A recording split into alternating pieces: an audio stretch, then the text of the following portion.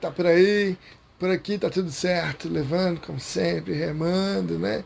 Então a gente vem se falando aqui por meios internéticos, interláticos, intergalácticos. E aí a gente vai falar um pouquinho hoje do Montesquieu. Curte aí o vídeo, inscreve aí no vídeo, ajuda aí o vídeo, que a gente vai fazendo cada vez melhor. Então vamos lá. Se a gente estava falando do contratualismo, a gente entende que esse período é muito marcante, muito interessante. Por quê? Porque de tudo que está acontecendo uma nova visão de política, que isso vai interferir na visão, na pressão que a burguesia vai fazer no governo. Então é legal você entender o quê? Ó, burguesia pressionando, pá, pá, pá. E aí vai ter surgimento de novas revoluções. Na Inglaterra começa a Revolução Gloriosa, que vai fazer, o Locke vai fazer parte. Então a gente já falou, o Locke defende muito a ideia da propriedade, a gente já falou. Então depois eu vou fazer um vídeo só comentando, fazendo a comparação de todo mundo. Mas então a gente vai entendendo que existe uma nova dimensão política sendo formada. Legal. Se lá na Inglaterra está tendo todo esse movimento, lembrando que o Hobbes é inglês, o Locke também é inglês. Então tem alguém observando isso da França. Você tem o suíço Rousseau, né? E agora você vai ter um francês mesmo, o Montesquieu. Então Montesquieu, né, o Charles, né, o barão de Secondá, também chamado de Montesquieu, era de uma família nobre, era um cara que, né, vivia na elite, né, então era um cara de acesso, de conhecimento, mas também era um cara que estava antenado. Então ele está na França, ele está vendo o que está rolando na Inglaterra. E ele está percebendo que é inevitável esse movimento aí de questionamento do governo. É inevitável. De questionamento do Estado, né, de novas formas de organização política. Existe um crescimento da burguesia, também começando na França.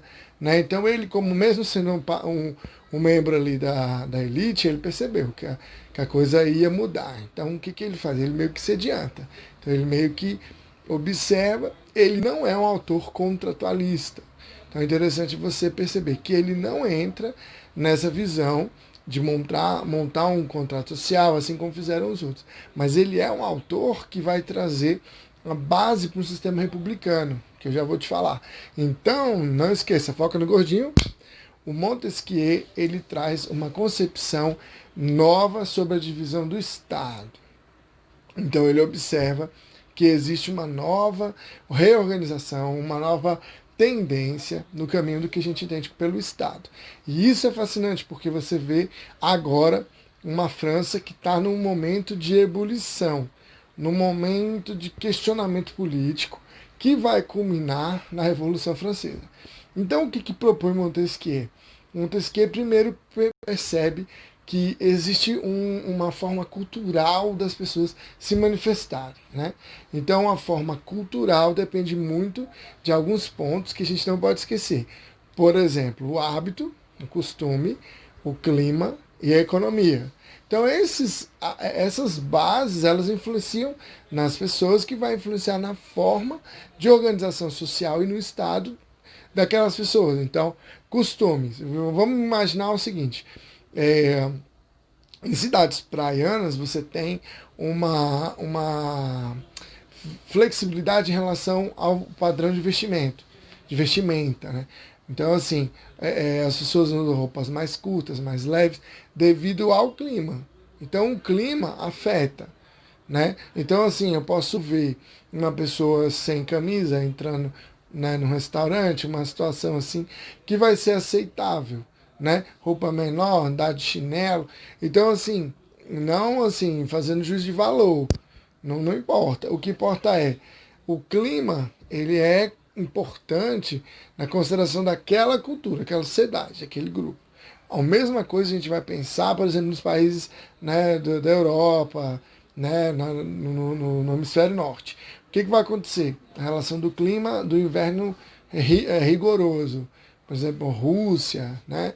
Então, esses locais, você tem um outro tipo de vestimenta, né? Então, É normal você chegar num bar, num lugar assim, na Europa, na época do inverno, e ter um aquecedor, ter um cara para segurar o seu casaco, né, um local só para você pôr. Por quê? Porque é normal você ter isso, né, essa forma em relacionado ao clima, relacionado ao comportamento, que pode gerar uma lei, comportamento, um padrão. Tá sacando aí? Então a gente tem aí, por exemplo, carnaval. Né? No carnaval já é uma questão de quê? De costume e tradição. No carnaval a gente tem uma flexibilização das normas, a gente tem um espírito de alegria, né? A gente tem uma sexualidade. Então tudo isso aí faz parte da cultura. Então a lei ela acompanha esse processo. Então é legal que você entenda que primeiro é entender como que esse indivíduo é. Depois é você entender o quê? Que se alguém precisa organizar, precisa criar formas que as pessoas aceitem. Né? Então eu preciso organizar o Estado, tem que ser de uma forma que a pessoa aceite. Que forma vai ser essa? A lei. A lei, então, ela se inicia e ele retoma o valor lá da Grécia de que ela é uma vontade da população. Então, a vontade geral é a lei. Ah, então quando eu digo que não quero que mate ninguém, isso é uma vontade geral, isso é uma forma comum de entender. Ah, estou entendendo. Então, o que acaba acontecendo? Vamos entender, então. A lei representa um pouco daquela cultura, mas ela precisa também gerar uma organização. Então, por isso, o Montesquieu vai escrever a principal obra dele, que é o Espírito das Leis. Né? Então, o que vai ser que ele vai mostrar, primeiro, a necessidade de observação da lei. Segundo, que essa lei está ligada com a cultura. Terceiro, que a gente tem que fazer a divisão de poderes. Tá? Olha que coisa boa, então. Nesse sentido, a gente tem o quê? Que fazer a divisão dos poderes para não haver corrupção. Então, se você tem os três tipos de poder, o legislativo, o judiciário e o executivo. Então, esses poderes eles existem para quê? Para que um não seja superior ao outro, mas que seja limitado ali na sua atuação.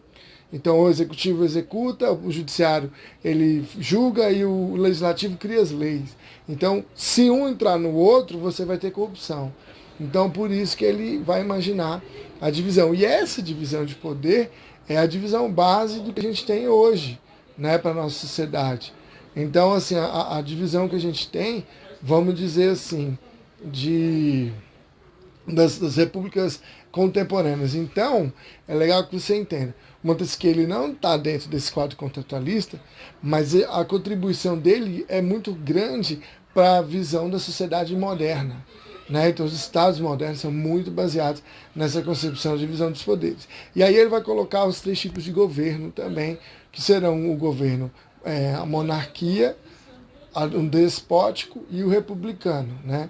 Dentro do republicano você pode ter a visão da democracia. O que vai fazer a diferença aí? É a aceitação das leis. Então, numa democracia, você tem um amor geral pela virtude. E numa monarquia, você tem um amor geral assim, pela honra. Então, ele vai fazendo essas diferenciações. Beleza? Então, basicamente é isso. Eu vou ficando por aqui e depois a gente continua com mais conhecimentos. Um abraço e até breve.